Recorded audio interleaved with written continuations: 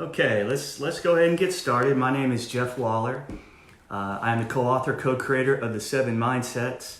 It's awesome to be here. I hope everybody is making it through this tough time. I know it's not always easy.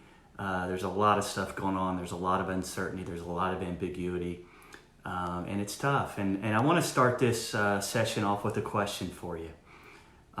What are you currently struggling with? What is most difficult for you during this time? It's a question that we've been asking a lot, and we've been hearing a lot of things about folks struggling. And so I just like to know, what is it that you're struggling with the most as we go through these challenging times?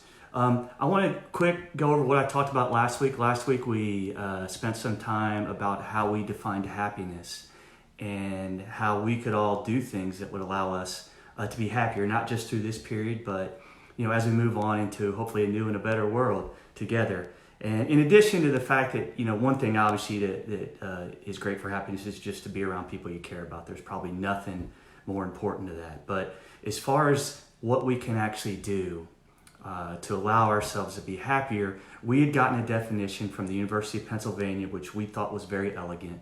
And we used it as the foundation for our research. And they broke happiness into 3 things. The first was that we're able to experience positive emotions, that we're able to experience emotions positively.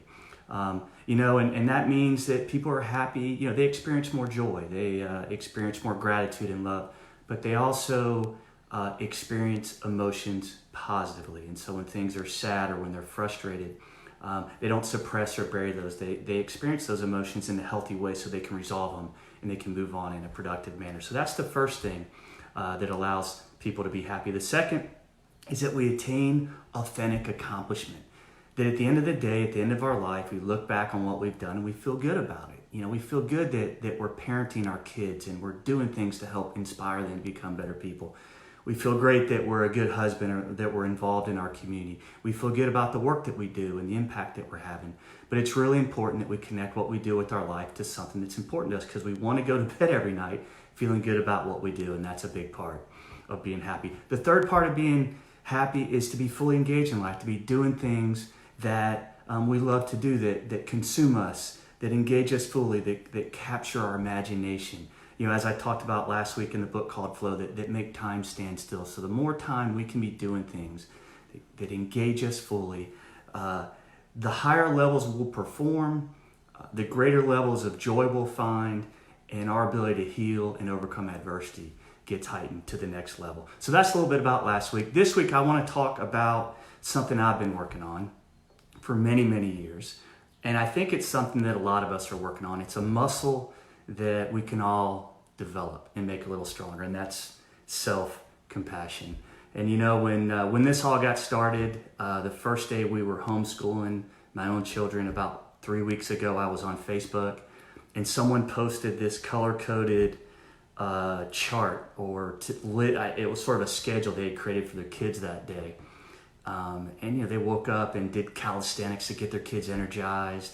They did some quiet time, then they got into their schoolwork, then there was creative time, and it was just this schedule that was unbelievable. And I just remember thinking, how is anybody doing that? And it was so hard not to look at my own experience with my own kids and beat myself up, thinking, wow, I'm not doing any of that. I'm getting them out of bed at 7:40 so they can make their first class at 7:45, and I put a bagel in front of them and a cup of water, and I feel like I've done a good job. So it's just hard, and it's really hard sometimes to not compare yourself to what maybe some other people are doing and unfairly judging yourself. I'm reading this great book. It's called The Untethered Soul, and it's the 4th time I've read it, and I think I'm finally ready for the great lesson in the book. And it just talks about, we all have that inner voice, that person or something that's in our head that's always talking to us. And if you ever, I know when I listen to the things that voice is telling me and the things that it's saying about me, if someone else was telling me that, if a friend was telling me that, I would walk away from them and never, I might punch them and never be their friend again.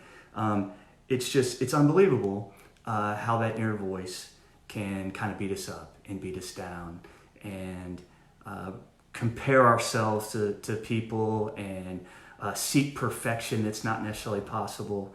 And I think it really gets in the way of us having self-compassion. You know, Brene Brown is someone that I really admire, and she's written a lot of books. And I don't remember exactly how she said this, but it was just this idea that, you know, it's no longer good enough for us to wake up in a world where we like the people we're around and we're doing work that matters to us. That for some reason today we actually have to do something extraordinary, something over the top, something unbelievable.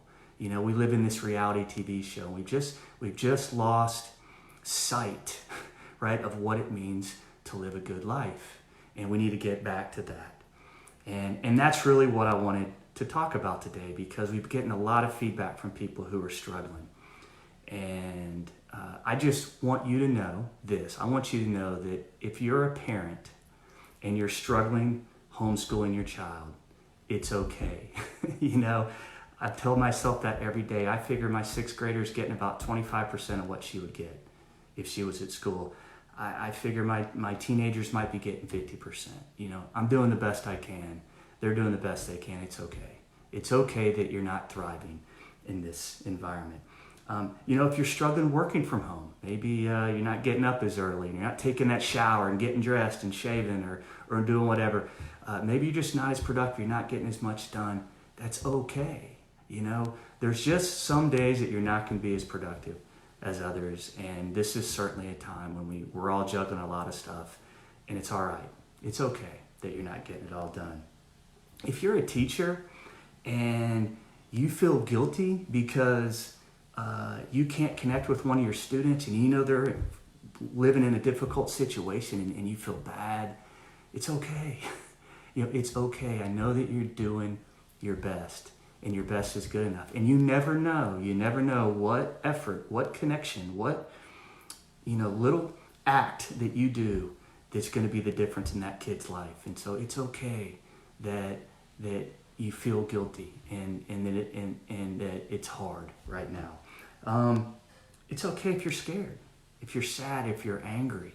These are normal human emotions. I think I know for myself, sometimes I feel like, you know, what's wrong with me? Why am I feeling this way? I try to suppress it. I mean, I think the powerful thing about that book I said, The Untethered Soul, is it just has taught me to be with those emotions and understand that I'm sad right now, and that's okay, and I'm going to be sad for a while, but this too will pass, and I'll move on to a time of joy. And that just allows me to manage that emotion better and move on beyond that emotion to a better place. And so, you know, it's okay if you're not one of those parents making those colorful schedules, you know, getting your kids on this rigid pattern. You know, it's okay if you're not starting a new hobby. It's okay if you hadn't set aside a workout room and you're exercising every day. It's okay. And I think at this time, at this state, with everything going on, we just need to have some self-compassion. We need to give ourselves a break. And you know, we just need to know that we're enough, that what we're doing is enough, that it's our very best, that we're doing the things that we need to do, and that this too will pass, and it's all going to move on to a better and more beautiful place one day. So that is the great hope. It's been awesome being with you today. I look forward to next week, and you guys have a great week. Take care.